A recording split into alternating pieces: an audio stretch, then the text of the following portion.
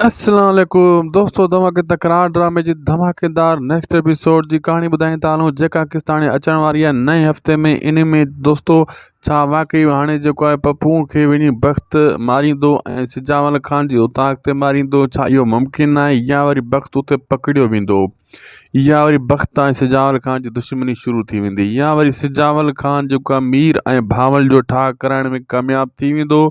बिल्कुलु दोस्तों, तव्हांखे सॼी अपडेट ॾींदासीं इन वीडियो में, इन खे आख़िर ताईं ॾिसंदा जीअं तव्हांखे अपडेट सम्झ अची सघे ऐं थी सघे दोस्तों उदासी टीवी यूट्यूब चैनल खे बि ज़रूरु सब्सक्राइब कंदा। दोस्तों मां तव्हांखे ॿुधाईंदो हलां त पहिरीं ॻाल्हि, मीर वेंदो सिजावल ख़ान सां मिलंदो ऐं हाल वाल बि वठंदो फ़ैसिले जा, ऐं इहा ॻाल्हि बि कंदो त मुंहिंजो बि ठाहे तूं कराए भावल ख़ान सां, मुंहिंजो ठाह करा त मां पंहिंजी भेण खे मुटायां ऐं पंहिंजी घरवारी खे बि उतां वठी वञा, यानी राणी खे।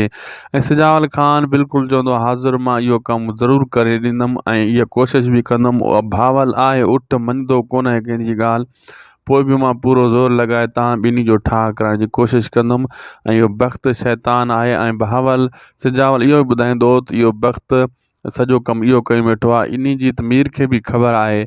लेकिन हाणे बख़्तु दोस्तों नवाब ख़ान जे चवण ते सिजावल ख़ान जो माण्हू जेको पप्पू आहे उन खे मारण जी कोशिशि कंदो ऐं इन सां कुझु बि थी सघे थो, या इहो बख़्तु सिजावल ख़ान जी नज़रनि में अची वेंदो, या वरी इन कमु करण में कामयाबु थींदो।